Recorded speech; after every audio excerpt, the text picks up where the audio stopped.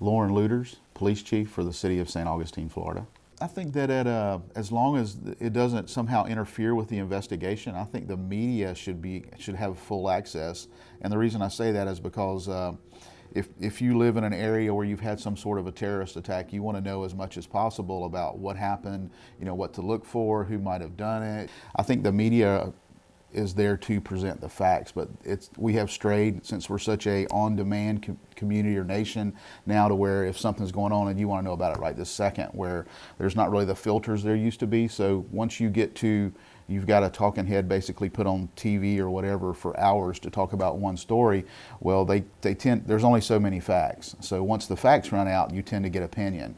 And then once the opinions are out there, then you have everybody sharing them. You have a conservative news channel, and you have a liberal news channel, and you have all of that stuff working in unison with each other. So you're going to get the opinions now, and it's all according, I guess, to what your personal opinion is as to whether or not, there were a lot of people that believe that before we found out even what was going on in the terrorism arena, we should have just went and bombed the whole country. As long as the people who actually make the decisions on how we're going to respond are level-headed and are not thinking with, emotion, I think we'll be fine.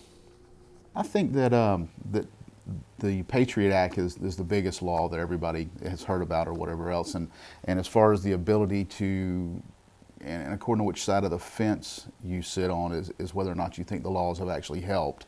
But it allows the government to track phone calls, to intercept phone calls, to monitor phone calls and different packages or anything that goes in and out of the country. It pretty much gives them a carte blanche, if you will, for listening to anything you do if they wanted to, or if there's any reason for them to believe that you're into any sort of terrorism or threat against the people or the government of the United States. They have the ability now through the Patriot Act to monitor your movements.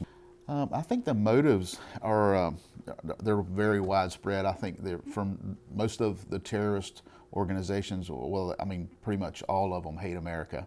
I mean, for some reason, that's a list that's too long to go into here. But some of them are religious in motivation, and some of them are, I think, monetary in motivation, and others are just hateful, for lack of a better term.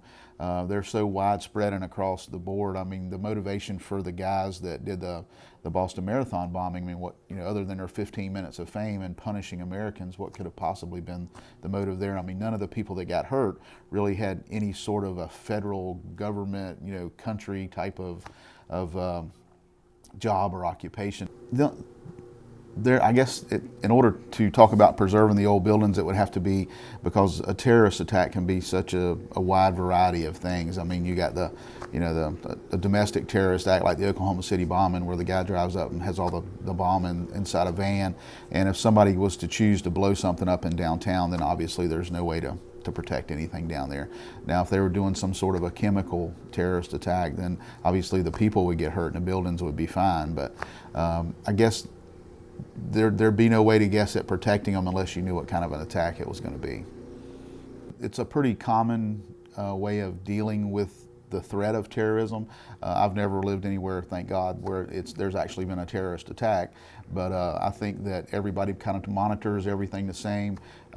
We take extra precautions when people are doing out of the ordinary things, and as far as preventing it, it's, you can only make yourself so safe, and then people who are looking to do something bad will generally find a way to do it. Terrorism's been tracked through, well, actually since 9/11, they've created different divisions of the government just to track terrorism cells, different people who are I guess the front people for different terrorist organizations. They've created the Department of Homeland Security and the National Security Council.